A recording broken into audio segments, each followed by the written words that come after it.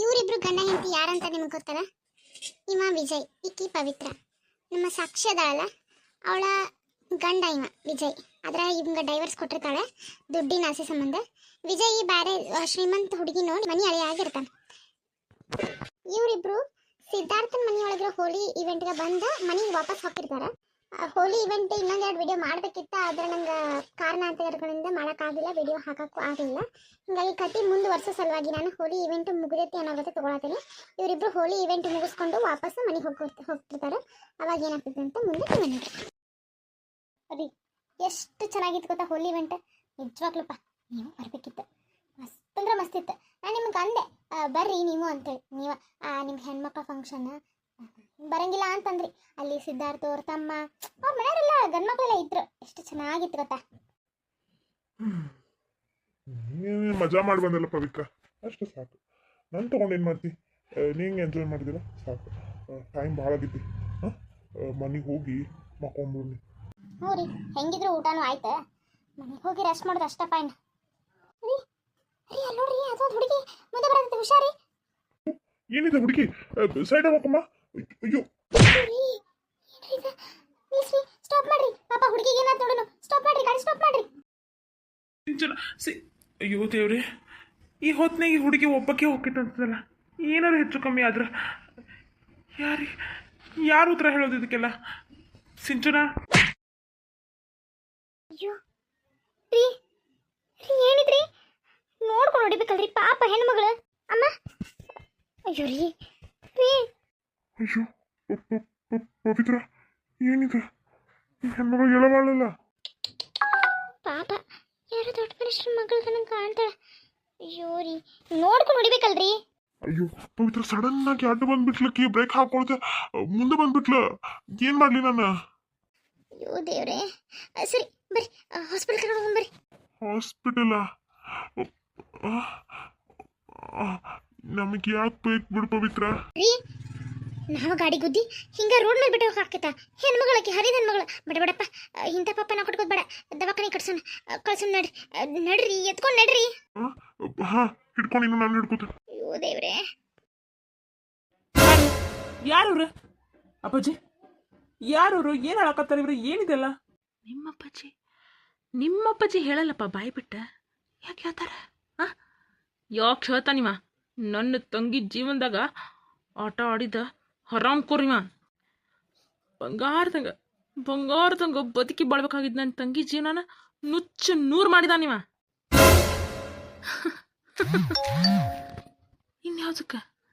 ಇನ್ಯಾವುದಕ್ಕೆ ಬಾಯಿ ಬಿಟ್ಟು ಹೇಳ್ತಾನಿವ? ಮಾಡುವುದೆಲ್ಲ ಮಾಡಿ ನನ್ನ ತಂಗಿ ಇವತ್ತು ನೋಡು ಸಂತೋಷವಾಗಿ ನಮ್ಮ ಜೊತೆ ನಕ್ಕೊಂತಿರ್ಬೇಕಾಗಿತ್ತಕ್ಕಿ. ಇವತ್ತು ಸತ್ತು ಫೋಟೋ ಆಗ್ಯಾಳ, ಫೋಟೋ. ಅಷ್ಟಕ್ಕೆಲ್ಲ ನೀನ ಕಾರಣ ಶ್ರೀಕಾಂತ, ಇಷ್ಟಕ್ಕೆಲ್ಲ ಕಾರಣ ನೀನ.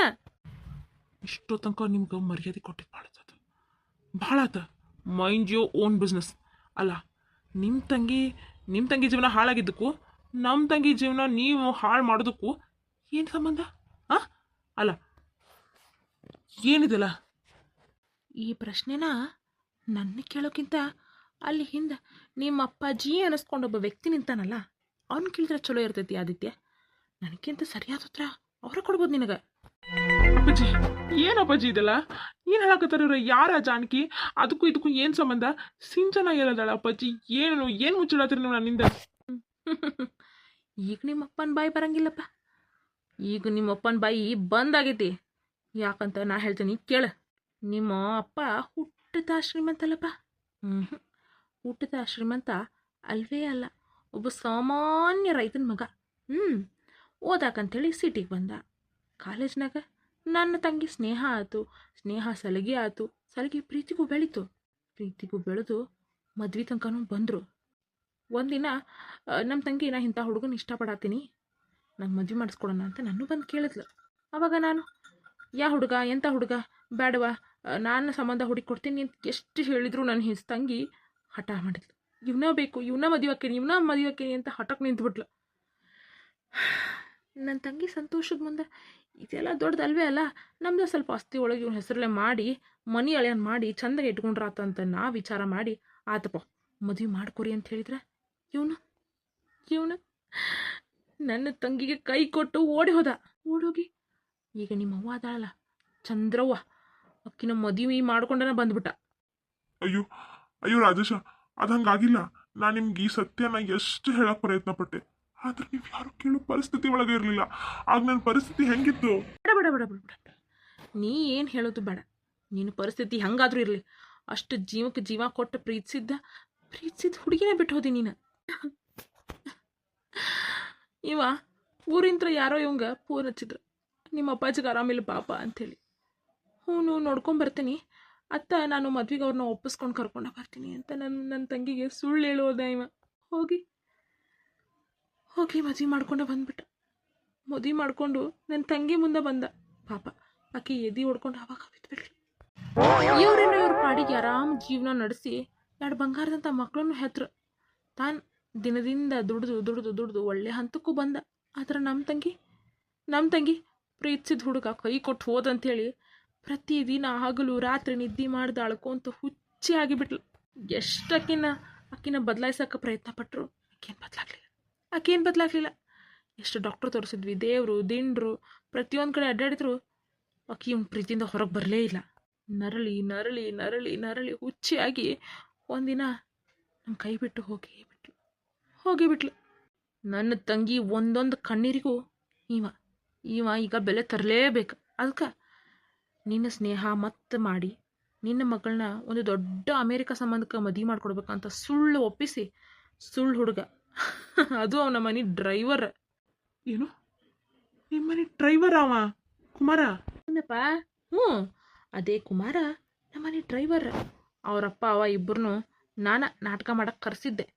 ದೊಡ್ಡ ಮನೆ ಬಾಡಿಗೆ ಹಿಡಿದು ಎಲ್ಲನೂ ನಾ ಅನ್ಕೊಂಡಂಗೆ ಮಾಡಿದೆ. ಸರಿಯಾಗಿ ನಾ ಅನ್ಕೊಂಡಂಗೆ ಬಲೆನೂ ಹೆಣದೆ. ಆ ಬಲಿ ಒಳಗೆ ನಿಮ್ಮಪ್ಪ ಮೀಕಾ ಸರಿಯಾಗಿ ಸಿಕ್ಕಾಕಕ್ಕೆ ನಿಮ್ಮವ್ವನು ಅಮೇರಿಕಾ ಸಂಬಂಧ ಅಂತ ಕುಣಿದಾಡಿಬಿಟ್ಲ. ಎಲ್ಲ ನಾ ಅನ್ಕೊಂಡಂಗೆ ಆಯ್ತು. ಕೊನೆಗೆ ಕುಮಾರನ ಸಿಂಚನನ ಮದ್ವೆನೂ ಆಯ್ತು. ಹೆಚ್ಚಿಗೆ ಮಾತಾಡಕ್ಕೆ ಹೋಗ್ಬೇಡ್ರಿ. ಆ ಹಕ್ಕನ್ನ ಇವತ್ತು ಕಳ್ಕೊಂಡ್ಬಿಟ್ಟಿರಿ ನೀವು. ನಿನಗೇನಾದರೂ ಮನುಷ್ಯತ್ವ ಆಯ್ತಾ? ನಮ್ಮಪ್ಪ ಯಾವಾಗ ನೀನು ಸ್ನೇಹ ಮಾಡಿತೋ ಅವಾಗ ನಿನ್ನ ಮೇಲೆ ನನಗೆ ಅನುಮಾನ ಇತ್ತು. ನಮ್ಮಪ್ಪಗೆ ಬಡ್ಕೊಂಡೆ ನಾನು, ಇನ್ನಟ್ಟು ಕೇಳಾಡೋನು ಸಂಬಂಧದ ಬಗ್ಗೆ ಕೇಳಾಡೋನು ಅಂತಂದ್ರೆ ಈ ಮನುಷ್ಯ ನನ್ನ ಮಾತ ಕೇಳಿಲ್ಲ. ಅಮೇರಿಕಾ ಸಂಬಂಧ ಅಂತ ಕುಂದಾಡಿ ಊರು ಹೊಂಟತ್ಲೆ ಮದ್ವೆನ ಮಾಡಿಬಿಟ್ರೆ. ಮದ್ವೆಗೆ ಮಂದಿ ಕರ್ಲೇ ಇದ್ದಾಗ ನನಗೆ ಭಾಳ ಅನುಮಾನ ಬಂದಿತ್ತು. ಏನು ಇವ್ರ ಕಡೆ ಯಾರು ರಿಲೇಟಿವ್ಸೇ ಇಲ್ಲ, ಅದಿಲ್ಲ ಇದಿಲ್ಲ ಅಂತ ಎಷ್ಟೊಂದು ನಾನು ಹೊರಲಾಡ್ಬಿಟ್ಟೆ. ಆದ್ರೆ ನಮ್ಮಪ್ಪ ನಿನ್ನ ಮೇಲೆ ಇಟ್ಟಿದ್ದ ಸ್ನೇಹಕ್ಕೆ ನಂಬಿಕೆ ಇಟ್ಟು ನಮ್ಮ ತಂಗಿನ ಕುಮಾರ್ಗೆ ಮದುವೆ ಮಾಡಿಸ್ಕೊಟ್ಟ.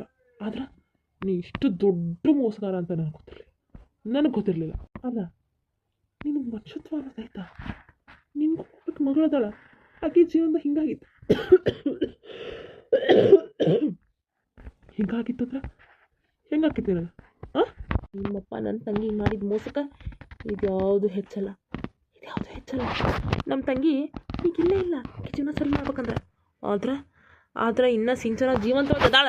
ಓಹೋ, ಆಕಿನ ಕೊಂದ ಬಿಡ್ತಿದ್ದೇನೋ ನೀನು ಬಿಟ್ಟಿದ್ರ. ಈಗ ಎಲ್ಲದಾಳ ಸಿಂಚನ?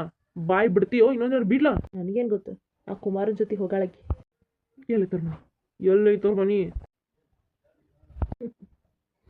ನನಗೇನು ಗೊತ್ತು, ಅವನ್ನ ಹೊಕ್ಕೇಳ್ರಿ. ಸುಳ್ಳು ಮಗನೇ, ನನ್ನ ದ್ವೇಷಕ್ಕೆ ನನ್ನ ಮಗಳ ಜನ ಬಲಿ ತಗೊಂಡೆ ನೀನು. ಏನೂ ಗೊತ್ತಿಲ್ಲ ಪಾಪಕ್ಕೆ ಈಗ ಅದ್ರ ಬಗ್ಗೆ. ನೋಡು, ಅವತ್ತೇನಾಯ್ತು, ನಾ ಯಾಕೆ ಆ ಪರಿಸ್ಥಿತಿ ಒಳಗಿದ್ದೆ, ಚಂದ್ರನ ಯಾಕೆ ಮದುವೆ ಅನ್ನೋ ವಿಚಾರ ಒಂದಾದ್ರೂ ಗೊತ್ತಾ ನಿನಗ? ಗೊತ್ತಾ? ದಯವಿಟ್ಟು ನನಗೆ ಕ್ಷಮಿಸ್ಬಿಡಪ್ಪ, ಕ್ಷಮಿಸ್ಬಿಡು.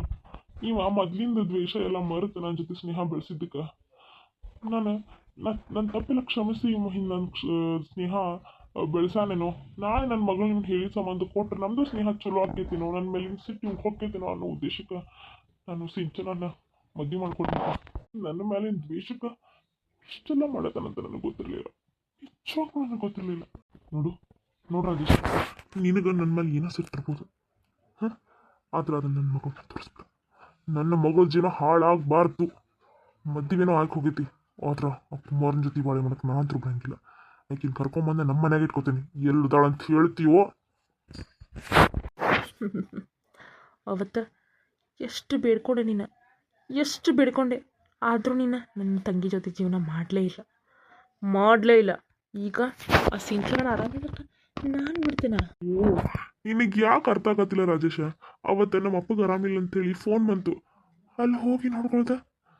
ನಮ್ಮಪ್ಪ ನನ್ನ ಕಡೆ ಒಂದು ಭಾಷೆ ತಗೊಂಡ, ಈ ಚಂದ್ರನ ಮದುವೆ ಆಗಲಿಲ್ಲ ಅಂತಂದ್ರೆ ನಾ ಜೀವ ಸಹಿತ ಉಳಂಗೇ ಇಲ್ಲ ಅಂತೇಳಿ. ಸಾಯಿ ಮನುಷ್ಯ ಅವ, ಅವಂಗ ಭಾಷೆ ಕೊಟ್ಬಿಟ್ನಿ ನಾನು ಚಂದ್ರ ಮದುವೆ ಆಕೇನ ಅಂತೇಳಿ. ಆ ಭಾಷೆಗೆ ತಪ್ಪಲಾರ್ದಕ್ಕಿನ ಮದುವೆ ಆಗ್ಬೇಕಾಗಿ ಬಂತು. ಅಷ್ಟೇ ಅಲ್ಲಿ ನಡೆದಿದ್ದು, ಅಷ್ಟೇ. ಕಟ್ಕೊಂಡಿದ್ದು ಹೆಂಡತಿನೂ ಬಿಡಂಗಿಲ್ಲ, ಜಾನ್ಕಿನೂ ಬಿಡಂಗಿರ್ಲಿಲ್ಲ. ನಾ ಎಷ್ಟು ಕಷ್ಟ ಅನ್ಭವಿಸಿನಿ ಅದು ನನಗೆ ಗೊತ್ತು. ಇದು ನಿಮ್ಗೆ ಏನಾದರೂ ಅರ್ಥ ಆಕ್ಕಿತಾ? ನೀನು ನೀನು ನಿಮ್ಮ ಅಪ್ಪನ ಭಾಷೆ ಉಳ್ಸೋಕೆ ಅಷ್ಟೆಲ್ಲ ಮಾಡಿದ್ದಿ, ಆದ್ರೆ ನಮ್ಮ ತಂಗಿ ಜೀವನ ಬಲಿನೇ ಆಗೋಯ್ತು. ನಿನ್ನಕ್ಕೆ ಪ್ರೀತಿಸ್ಲಿಲ್ಲ ಅಂತಂದ್ರೆ ಒಂದು ಒಳ್ಳೆ ಹುಡುಗನ ನೋಡಿ ಮದುವೆ ಮಾಡ್ತಿದ್ದೆ. ಇಷ್ಟೊತ್ತಿಗೆ ಗಂಡ ಹೆಂಡತಿ ಮನೆ ಮಕ್ಕಳು ಅಂತ ನೀ ಹೆಂಗೆ ಆರಾಮಾಗಿದ್ಯೋ ನನ್ನ ತಂಗಿನೂ ಅಷ್ಟೇ ಆರಾಮಾಗಿರ್ತಿದ್ಲ. ಆದ್ರೆ ಅಕ್ಕಿ ಜೀವನನ ನೀನು ನುಂಗಿ ನೀರು ಕುಡಿದ್ಬಿಟ್ಟು ಈಗ ನಿನ್ನ ಮಗಳನ್ನ ನಾ ಆರಾಮಾಗಿರೋಕೆ ಬಿಡೋದೂ ಇಲ್ಲ.